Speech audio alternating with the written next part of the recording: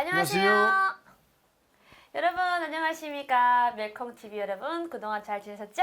오늘도 또 이렇게 박신혁 배우님과 함께 됐습니다. 저번 시간에 우리 미사일 관련돼서 또 올라갔고 북한에 지금 현재 미사일이 2대가 지금 가동되고 있다라는 완전 팩트적인 이야기를 하셔가지고 너무 충격적이었는데요. 오늘은 또 그 미사일 부대 출신이며 또 북한에서 최고의 대우를 받았던 북한의 어찌 보면 빨갱이였는데 그렇죠? 네, 그렇죠. 그 빨갱이가 왜 탈북을 했는지 또 그것도 북한에 계실 때 제가 듣기로는 정말 우리 보수 정권이 들어서기를 손꼽아 기다렸는데 그 기다린 세월이 무려 10년이라고 합니다, 여러분. 그 이유에 대해서 좀 들어가 보실 건데요. 자, 선생님 사셨던 곳이 어디시었죠? 제 고향은 화이남도 연안군 호남리라고 바닷가 옆입니다. 여기서 보이면은 여기 인천 강화도 교동도, 네. 강화도 교동도죠. 네네. 예. 그 강화도를 건너서 그 도 깊숙이 북한 방향으로 들어가면 교동도라는 그 섬이 있는데 교동도에서 쌍경으로 보면은 네. 우리 고향 마을이 보입니다. 어머나. 네. 어때요? 정말 뭐 만감이 교차되고 그렇죠. 감회가 새롭죠. 아, 근데 저는 또 갑자기 부럽네요. 그렇게라도 내 고향 네. 하늘을 볼 수 있으면 얼마나 좋을까라는 생각에 또 그렇게 해서 보는 것이 왠지 부럽다는 생각이 네. 듭니다. 자, 그러면 북한에 계실 때 항해도 지역이면은 그 지역에는 라디오도 굉장히 잘 전파가 되어서 네. 듣는 걸로 알고 있거든요. 맞나요? 라디오를 뭐 개인들이 글쎄 뭐 급에서 들을 수 있지만 그때 당시 뭐 어릴 때니까 그때는 제가 17살까지 그 지역에서 어린 시절을 보냈고 그러다 자, 보니까 네. 근데 대남 방송은 들을 수 있죠. 그렇구나. 그러면 우리 선생님은 미사일 부대면 10년 동안 복무를 했지 않습니까? 네. 그것도 정말 최고의 통제 속에서 10년을 복무했는데 뼛속까지 빨간 어찌보면 빨갱이나 같았는데 어떻게 귀순을 한 거예요? 제가 군 복무 10년을 마치고 네. 그러면 그 사회 진출을 해서 외화벌이 기관에서 근무를 했어요. 네. 외화벌이 기관에서 근무하면서 좀 이런 조건도 유리하고 그러다 나니까 제가 그 대한민국 방송을 자주 듣고 했어요. 네네. 듣고 그러면 또 이제 중국을 통해서 들여오는 그 영화 대한민국 그 영화도 CD로 네, 많이, 많이 보고. 보고 하면서 이제 대한민국에 대한 새로운 환상, 북한과는 전혀 비교할 수가 없는 새로운 세상이 우리 같은 민족, 저 하늘 아래 우리 하늘 아래 있구나 하는 걸 실감하게 됐어요. 네. 그러면 그 탈북을 하기 귀순을 하려고 준비를 했던 네. 게 있었지 않습니까? 예. 그 제가 듣기로는 그 김대중 대통령 때 귀순을 하려고 했다가 멈췄다고 들었는데 그게 네. 어떤 사례죠? 그래서 제가 뭐 그런 세상에 대해서 환상을 가지고 점차 깊숙이 라디오를 이제 밤마다 몰래 시청 한 과정에 그때 김대중 대통령이 네. 또 TV로도 방영을 했어요. 네. 김대중 대통령이 이제 그 평양 순환비행장에 다리를 쩔룩거리면서 이제 그때 김정일이가 나가서 환대를 하고 네. 그런 걸 직접 제 눈으로 보고 네. 그래서 지금 내가 탈북할 기회는 시기상조로구나. 왜 그렇게 느꼈죠? 예. 왜 그런가 하면은 김대중 뭐 아시다시피 김대중 대통령이 그때 당시 대통령이 당선돼 가지고 햇빛 정책을 하면서 북한에다 이제 많이 이제 퍼다주고 그러면서 이제 남북 관계가 좀 제가 보기에는 뭐 좋아지는 그런 단계였고 그래서 그때 당시 탈북을 하면 네. 다시 뭐 북송을 시킬 수 있는 그런 걸 제가 느꼈어요. 느꼈어요? 네, 불안감을 느끼고 그때 당시 탈북을 하면 안 되겠다. 아. 그래서 탈북을 멈췄어요. 자, 그러면 음. 북한에 계실 때, 왜냐면 그 햇빛 정책으로 인해서 북한이 잘 살 수 있으니까 난 탈북하지 말아야지? 이게 아니라, 네. 내가 이때 탈북하면은 날 다시 북한으로 돌려보낼 수도 있겠다는 위기감을 느끼고 네. 탈북을 멈춘 거잖아요. 그렇죠. 그러면 그렇게 해서 탈북을 잠시 멈춘 거지 탈북 포기한 건 아니었네요. 그렇죠. 절대적으로 포기한 건 아니죠. 네. 뭐 솔직히 말해서 김대중 대통령이 네.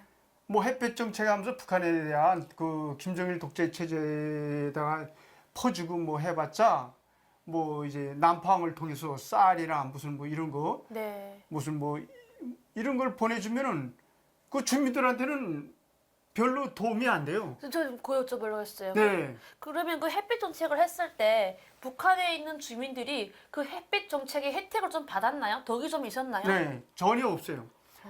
저는 너무도 그 잘 알기 때문에 그걸 이제 퍼주기 위해서 들어오면 북한에는 10년을 그 동안 전쟁이 만약 일단 유사시에 전쟁을 일어나서 10년 기간 이제 군인들 뭐 주민들 같은 거는 생각지도 안 해요. 군인들이 먹고 살 수 있는 그런 전투 식량을 비축해 놓고 하는데 그 식량을 이제 대한민국에서 보내주면 그 10년 기간 그 무거운 쌀을 갖다가 그걸 이제 군인들한테 공급을 하고 그걸 다시 갖다가 거기다 다시 비축하는- 저장하는 거예요. 전쟁 이러면서 물자? 전쟁 예비 물자를 저장하는데 그거하고 평양 시민들, 평양 시민들한테만 공급을 해요. 아이고. 일반 주민들한테는 한 쌀 한 톨도 공급을 안 하니까 네. 우리는 뭐 그걸 뭐 줘도 그만 안 줘도 그만 우리하고는 그 북한 주민들하고는 2,300만 주민들하고는 상관이 없어요. 맞아요, 맞아요. 그러니까 나는 무조건 탈북을 해야 되는데 뭐 김대중 대통령이 이제 그 김정일한테 가서 다리를 쩔뚝거리면서 김정일하고 와서 마주 악수를 하고 그렇기 때문에 내가 이때 탈북을 하면 그런 불안감 다시 부성할 수 있겠다. 그래서 내가 이제 그 기간에 탈북을 멈춘 거죠. 이게 여러분들이 우리 국민들이 아셔야 될 게요. 북한의 인도적인 지원은 필요합니다. 하지만 그 지원을 했을 때 정말로 북한 주민들이 과연 그 지원의 혜택을 보냐? 전혀 못 보고 있어요. 그 정말 우리 그 전 정권 때도 많은 것을 북한에 포주기 했습니다. 뭐 대놓고 안 하고 몰래 하기도 했겠지만 그런데 그 포주기했던 것들이 통화를 해보면요. 북한 지역에 있는 주민들이 전혀 몰라요. 그렇죠. 네. 그리고 전 대통령이 북한에 갔을 때 백두산에 막 올라가고 막 그럴 때 당시에도 북한 주민들은요 정말 자그마한 혜택이 전혀 없었어요. 하다못해 우리 제주도 귤도 북한에 엄청나게 갔다고 하더라고요. 근데 그 네. 귤을 일반 주민들이 먹은 게 아니라 간부들. 위에 있는 간부들이 먹고 했지 정말로 주민들은 하나도 못 먹어봤다는 거예요. 이게 정말 햇빛 정책 또 북한에 정말 지원하자라는 건데 정말 그 지원은 의미가 없다는 것을 보여주는 겁니다.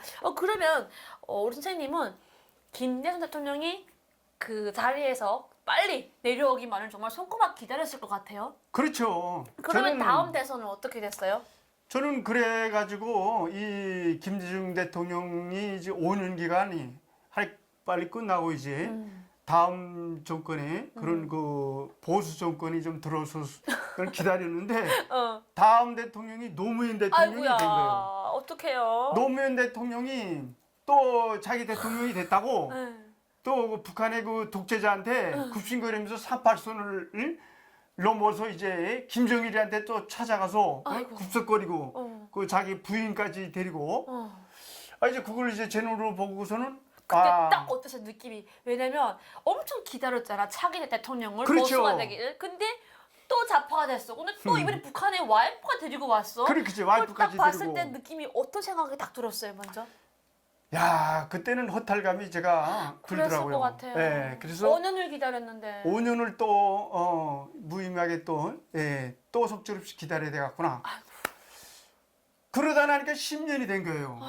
10년을 10년. 그 기간을 정말 무의미하게 북한에서 정말 그런 허무한 세월을 제가 보냈고 잠깐 여기서 그러면 북한에서는 방토랑 또 북한에서는 그런 막 내가 싫어하는 사람이 무언가 했을 때 막 뒤에서 몰래 막 엄청 많이 하잖아요. 네. 설마 선생님도 노무현 대통령이 빨리 떨어지고 다음 대통령은 보수가 되라고 방토하거나 막 소원을 빌거나 기도하거나 뭐 그런 건 안 했나요? 제가 우리 그렇게 했죠, 제가. 왠지 했을 당연히요. 것 같아요. 제가 그 우리 부대에 음. 우리 미사일 부대에 그 절간이 있었어요, 절간. 네, 절간. 네. 절간이 있었는데 그걸 이제 어떻게 해서 절간을 허물어 버리게 됐냐면 그 절간이 대보산 그 망인대교에 내가 그 미사일 부대에서 있었다고 했잖아요.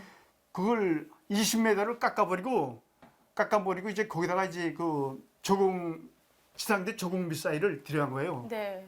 그 러시아에서 4기를 들여다가 이제 거기다가 했는데 거기가 바로 절간이 있었어요. 아이고. 평양지에서 그래서 대부산이 그 제일 유명하고 네. 예, 그런 그, 절간을 예. 허물고 미사일 발사대를 만났다는 거잖아요. 거기 올라가 보면 저기 어디냐면 남포 거기 서해바다가 다 보여요. 네, 네.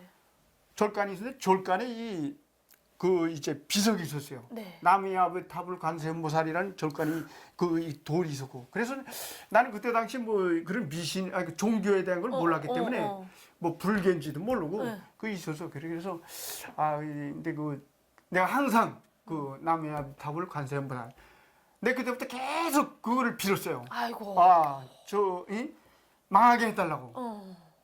좌파 정권을 하루빨리 그 무너지고 좌파 시대가 무너지고 우리 보수 시대가 보수 대통령이 올라가게 해달라고. 그래 내가 대한민국에. 한국 갈 수 있다고. 또. 그렇죠. 맨날 나무아미 타볼 관세음보살 아이고. 새벽마다 빌었어요. 그러다 그렇게 하면서 이제 10년 세월이 끝났어요.